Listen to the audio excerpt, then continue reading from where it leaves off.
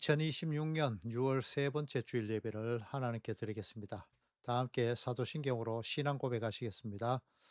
전능하사 천지를 만드신 하나님 아버지를 내가 믿사오며 그 외아들 우리 주 예수 그리스도를 믿사오니 이는 성령으로 잉태하사 동정녀 마리아에게 나시고 본디오 빌라도에게 고난을 받으사 십자가에 못 박혀 죽으시고 장사한 지 사흘 만에 죽은 자 가운데서 다시 살아나시며 하늘에 오르사 전능하신 하나님 우편에 앉아 계시다가 저리로서 산 자와 죽은 자를 심판하러 오시리라. 성령을 믿사오며 거룩한 공예와 성도가 서로 교통하는 것과 죄를 사하여 주시는 것과 몸이 다시 사는 것과 영원히 사는 것을 믿사옵나이다. 아멘. 자, 오늘도 지난주에 이어서 신천지 복음방에서 가르치는 내용 중에서 그 14일 차에 가르치는 내용에 대해서 함께 알아보도록 하겠습니다. 먼저 성경 말씀 보시겠습니다. 말씀은 베드로후서 3장 1절부터 7절까지의 말씀입니다. 함께 합독하시겠습니다. 사랑하는 자들아, 내가 이제 이 둘째 편지를 너희에게 쓰노니 이 두 편지로 너희의 진실한 마음을 일깨워 생각나게 하여 곧 거룩한 선지자들이 예언한 말씀과 주 대신 구주께서 너희의 사도들로 말미암아 명하신 것을 기억나게 하려 하노라. 먼저 이것을 알지니 말세에 조롱하는 사람이 와서 자기의 정욕을 따라 행하며 조롱하여 이르되 주께서 강림하신다는 약속이 어디 있느냐? 조상들이 잔 후로부터 만물이 처음 창조될 때와 같이 그냥 있다 하니 이는 하늘이 옛적부터 있는 것과 땅이 물에서 나와 물로 성립된 것도 하나님의 말씀으로 된 것을 그들이 일부러 잊으려 함이로다. 이로 말미암아 그때에 세상은 물이 넘침으로 멸망하였으되 이제 하늘과 땅은 그 동일한 말씀으로 불사르기 위하여 보호하신 바 되어 경건하지 아니한 사람들의 심판과 멸망의 날까지 보존하여 두신 것이니라. 아멘. 자, 본론에 들어가기 전에 먼저 오늘 읽으신 본문 말씀 베드로후서의 내용에 대해서 잠시 한번 살펴보도록 하겠습니다.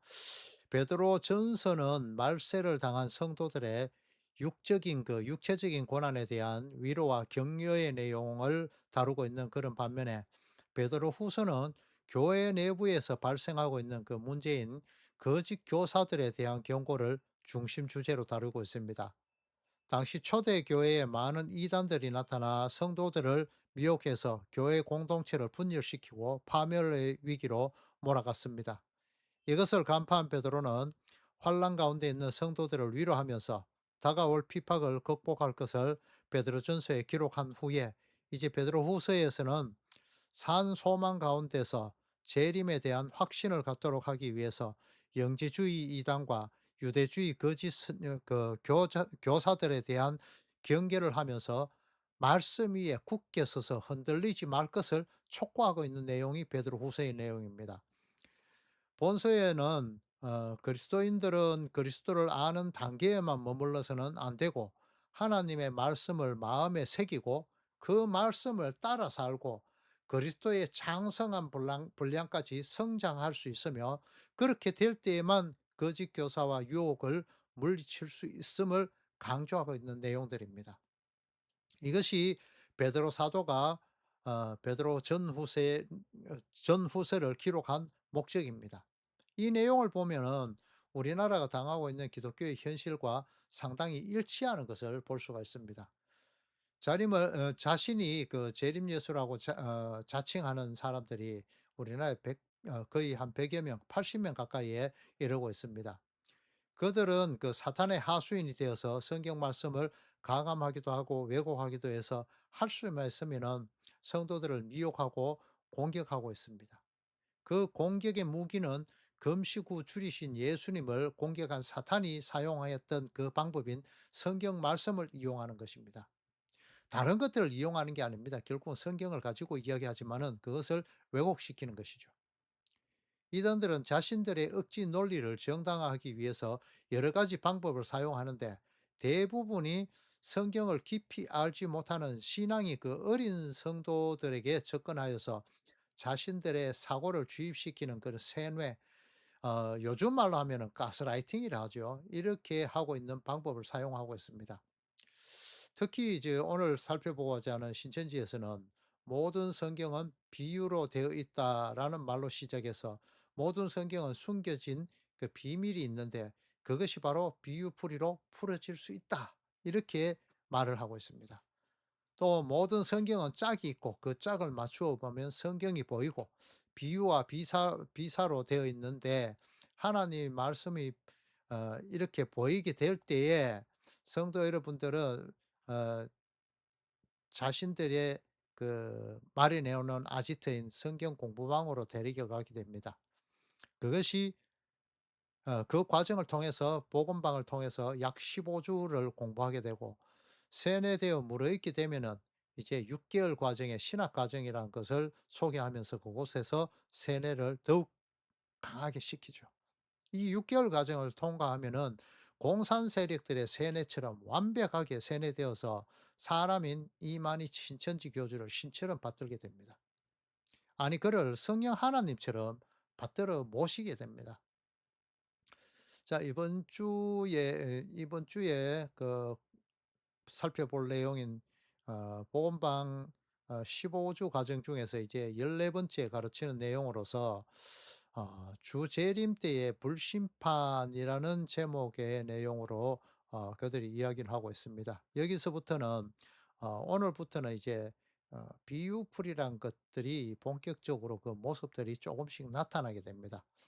자신들의 교리에 맞지 않는 성경 말씀은 모조리 자신들만의 그 독특한 비유풀이로 그 해석해서 자신들의 교리를 합리화시켜 가는 그런 방법들을 사용합니다. 함께 그 내용들을 살펴보겠습니다.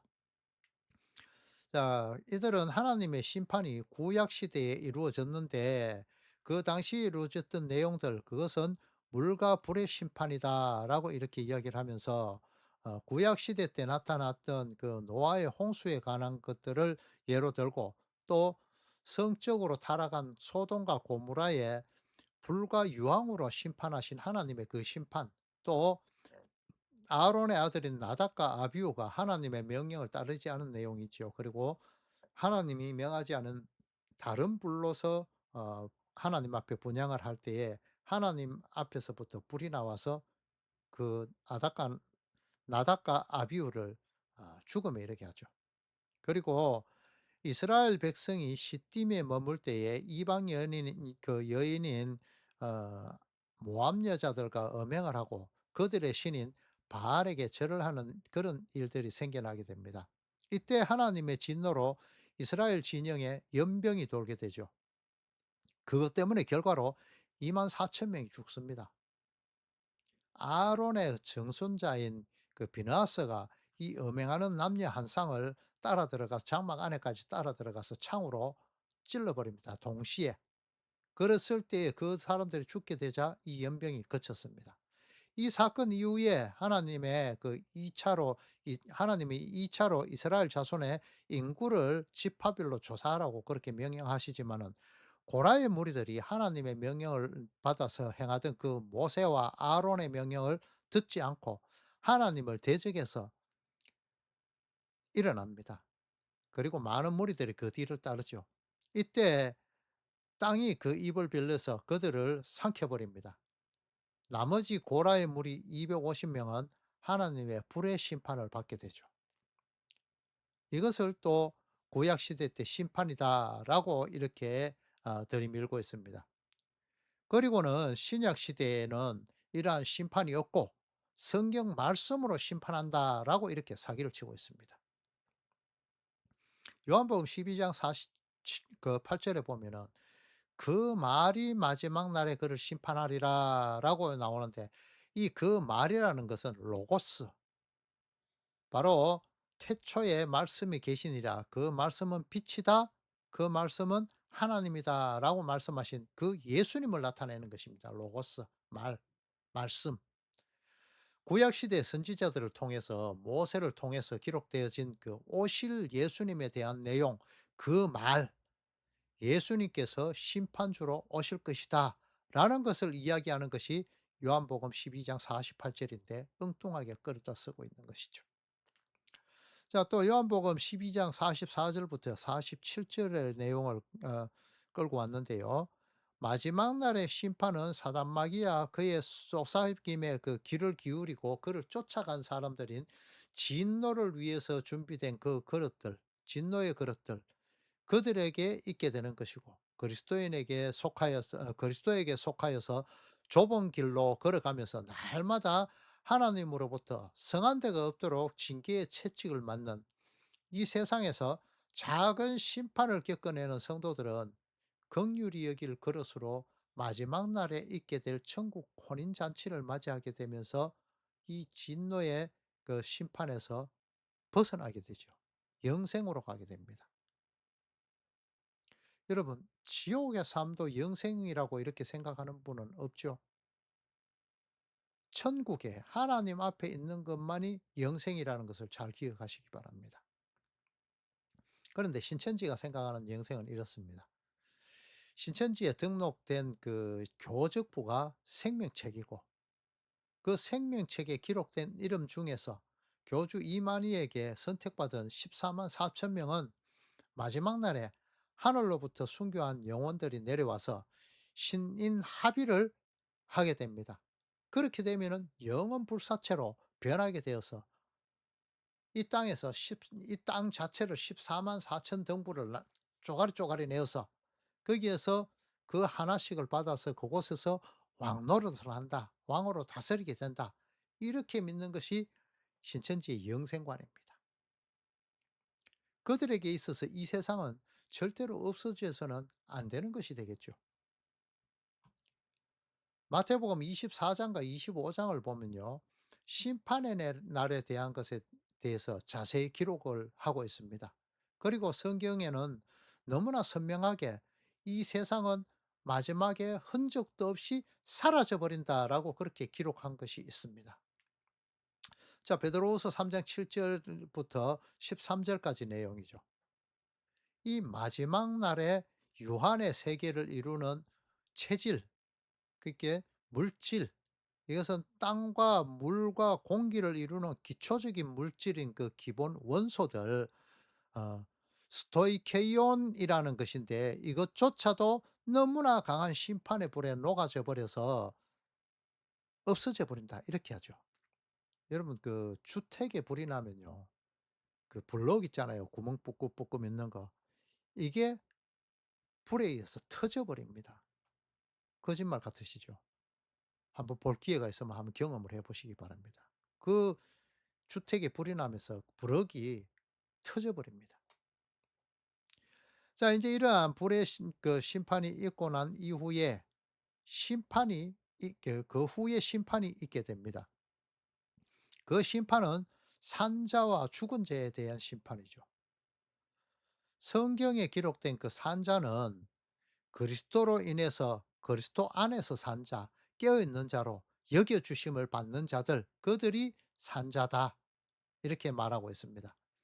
아담에게 속해서 나의 탐욕 안에서 스스로 하나님이 되고자 하는 그들이 죽은 자이고, 에스겔서에 나타나는 죽어서 마른 뼈가 되었지만은 하나님 말씀에 대하여 죽은 자가 되었지만은 하나님의 생기가 더해지게 되자 산자, 하나님의 군대가 된 것, 이러한 상태에 되는 것이 바로 하나님에 대해서 산자가 된다라는 것입니다. 인간 스스로가 할 수 있는 것이 아닌 것이죠. 그래서 사람은 반드시 한 번은 죽도록 만들어지었 지음을 받았다라고 히브리서 9장 27 절에 말씀하고 있습니다. 이후에는 윤회적인 어떤 다른 인생이 있게 되는 것이 아니라 홍수로 제 가운데 있었던 그들이 멸망을 받았듯이 마지막 날에 이 홍수와 같은 동일한 말씀, 그리고 심판의 말씀으로 이 유한의 세상을 이루는 그 원소 단위조차도 남지 않도록 불에 타서 없어지게 된다. 그렇게 성경은 말을 하고 있습니다. 그로 인해서 이 유한의 세상이 종말을 구하게 되고 영원이란 세상만 남게 되는 것이죠. 그 후에 그리스도 안에서 하나님에 대하여 산자와 죽은 자를 심판하는 마지막 심판이 있게 되는 것입니다. 그 심판의 근거는 요한계시록 20장 12절에 기록되어 있는 것 같이 자기들의 행위들이 기록된 그 책들이 근거가 되어집니다. 여기에 보면 생명책과 함께 자신의 행위들이 기록된 책들이 있다라고 기록돼 있지요. 우리가 많이 듣던 그 모래 위에 지은 집, 반석 위에 지은 집, 이 내용들 잘 기억하시지요?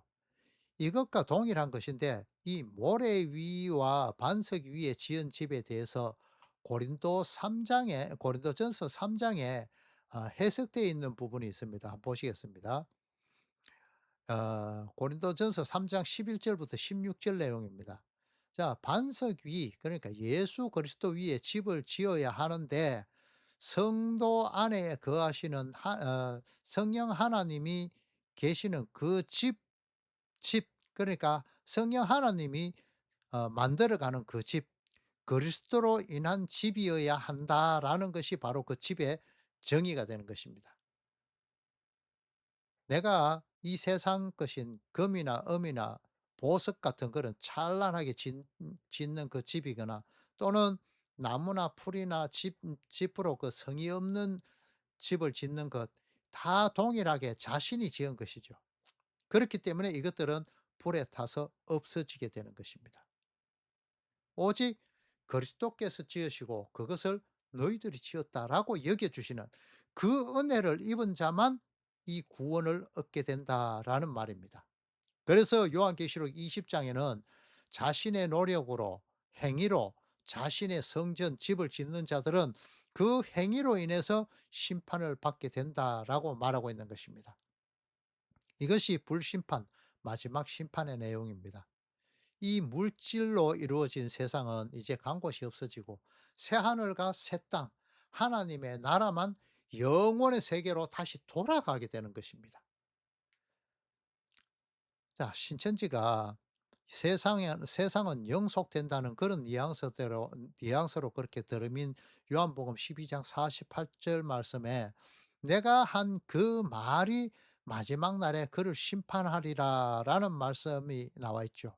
이것은 예수님께서 마지막 날이 어떻게 되어지는가를 자세히 가르쳐 주셨지만은 그것을 자의적으로 해석해서 이 유한의 세상이 새롭게 되어서 보존된다고 생각하는 그것이 반석이신 그리스도의 십자가를 통한 그 구원에 이르는 것이 아니라 모래 위에 지은 집과 같아서 심판의 대상이 된다. 이것을 말하고 있는 것입니다.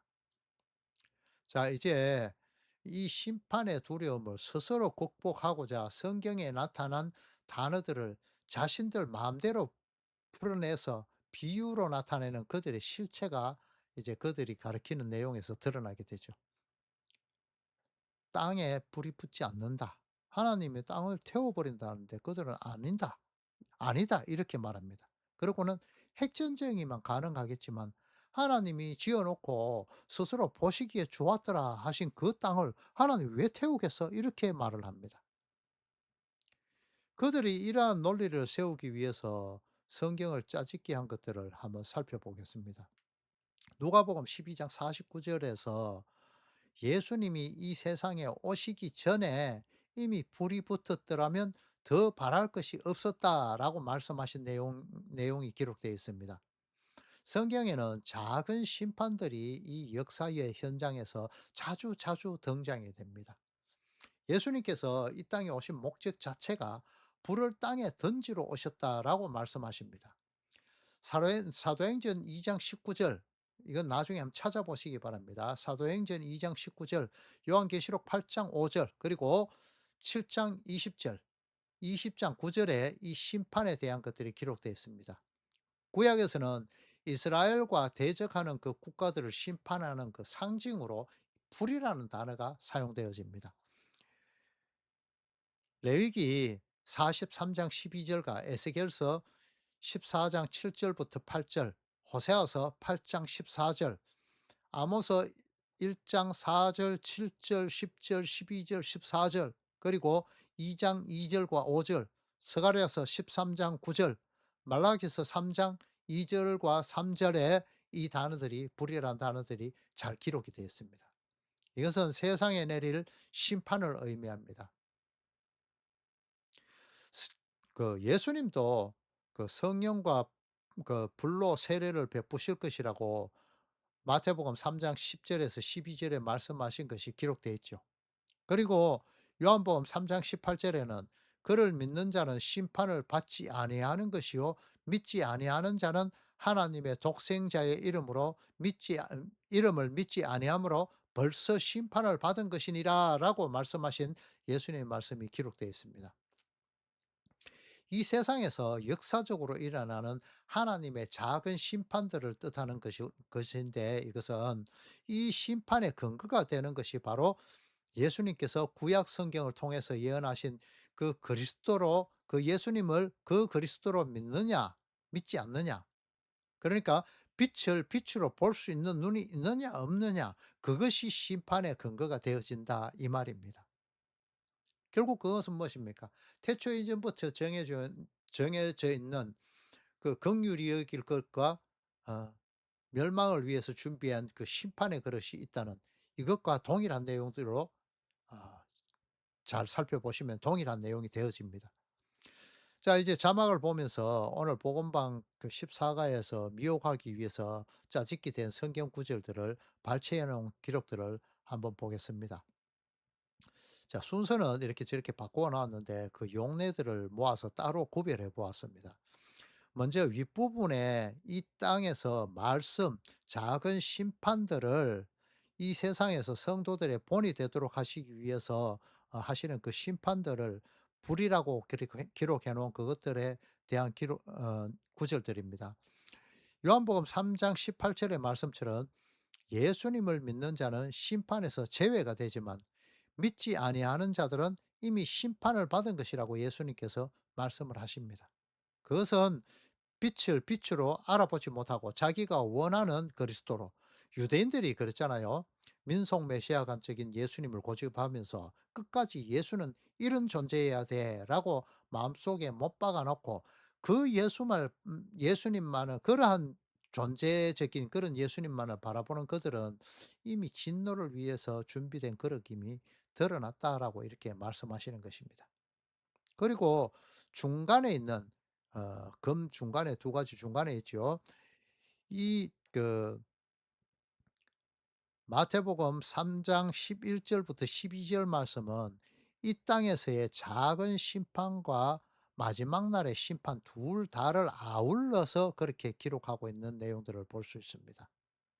그리고 그 마지막 부분에 어 내용들은 최후의 심판에 대한 그런 내용들이 기록되어 있습니다. 마지막 부분 이 부분입니다. 이 부분들은 마지막 최후의 심판에 대한 기록들입니다. 베드로후서 3장 7 절에 기록된 동일한 말씀이라는 부분을 신천지는 왜곡시켜서 말합니다. 이 동일한 말씀이라는 것은 심판에 대한 것으로, 마지막 심판이 불로 사라는 것은 노아 시대의 홍수 사건이 물로 완전히 잠겨서 동일하게 모든 것이 사라지게 되는 것, 그것과 동일하다. 그러니까 전 인류가 심판이 심판을 받게 된다라는 것이 다가오는 불심판으로 다가온다라는 것을 동일한 것이다라고 말씀하고 있는 것입니다. 성경에 기록된 단어 하나하나를 다 똑같은 내용들로 해석을 한다면은 성경은 자체적으로 모순을 일으키게 되고 뒤죽박죽이 되어 버립니다. 신천지는 이 과정부터 성경에 기록된 단어들을 꼬아서 비유로 억지로 풀기 시작을 합니다. 그들은 말씀 이꼬르 불, 백성 이꼬르 나무라는 이 등식을 슬며시 내어 놓습니다. 이것부터 비유풀이의 시작이거든요.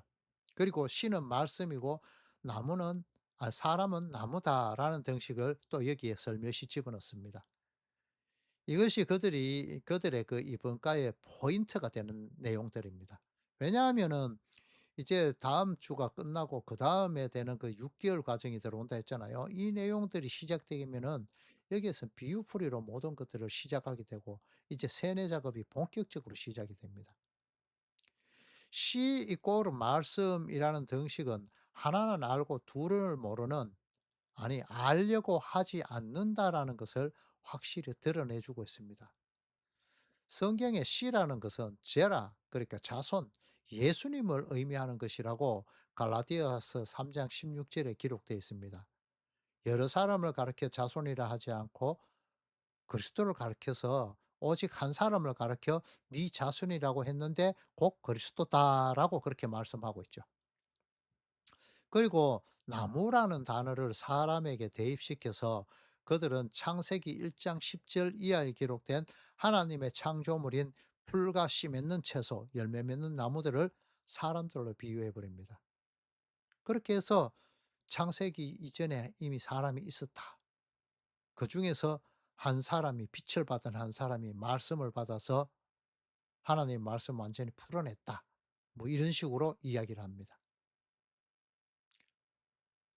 완전히 엉터리적인 해석이죠. 성도 여러분, 성경은 성경 말씀 그 안에서 풀어야 합니다. 구약은 전에 말씀드렸듯이 구약은 영상이고 신약은 자막입니다. 그러니까 성도 여러분들은 구약과 신약을 연결시켜서 넘나들면서 성경을 보는 그 습관을 들이셔야만 하나님의 말씀을 제대로 알 수 있게 됩니다.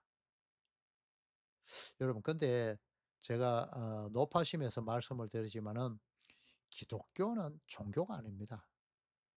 기독교는 이 세상을 지으신 원래 주인인 그 하나님을 알아가며 그분에게로 돌아가는 길을 찾는, 그것이 바로 기독교입니다. 이곳에서 잘못 나가기 시작한 것들이 바로 이 세상 모든 종교들의 모습들입니다. 그래서 이들은 자력 구원을 얻기 위한 것들로 마무리가 되어지죠. 그곳에는 구원이 있을 수가 없습니다. 하나님의 여겨주심, 그것으로 인해만 구원이 있게 되거든요. 지금 말하는 우리 개신교라 의하는 교회, 기독교 이외에 어떤 방법도 구원에 이를 수 있는 방법이 없게 된다는 것이 그 말씀입니다. 그러니까 그 길이 바로 예수님이라는 거죠. 양의 문이시고 길이요 진리요 생명이라고 하신 그 예수님.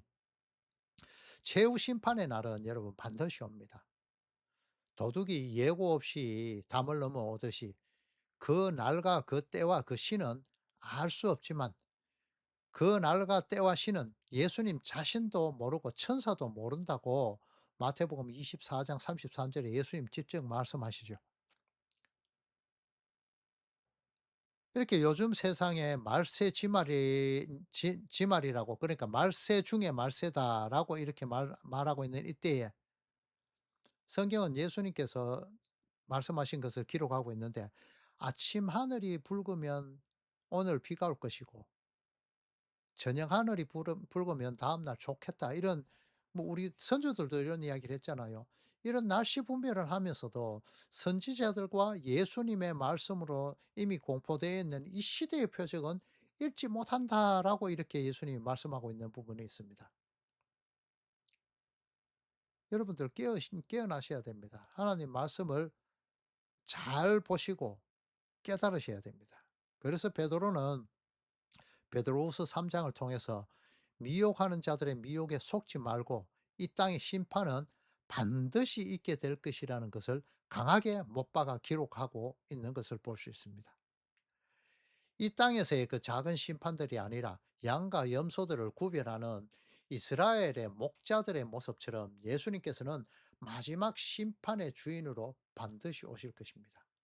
그때 내가 이만큼 이렇게 내가 지었어, 내가 노력해서 이렇게 예수님을 찾았다, 이런 식으로 말을 하면 자신의 공력을 자랑하는 그런 자들은 예수님이 걸으셨던 그 길인 가장 낮은 자의 모습과 정반대의 길을 가는 자이기 때문에 심판의 대상이 되어집니다. 포도나무의 뿌리를 통해서 그 영양분을 공급받고 수분을 공급받아서 가지가 열매를 맺듯이 가지인 성도가 스스로 어떤 목적을 성취해낼 수 있는 것이 아니잖아요. 오직 뿌리이신 그 하나님께서 주신 그것만을 먹는 그리스도에게 속한 자가 되어야만 심판에 이르지 않게 되는 것입니다. 나 스스로 무엇을 하지 않아야 된다는 것이죠. 그래서 예수님은 구원자이신 것입니다.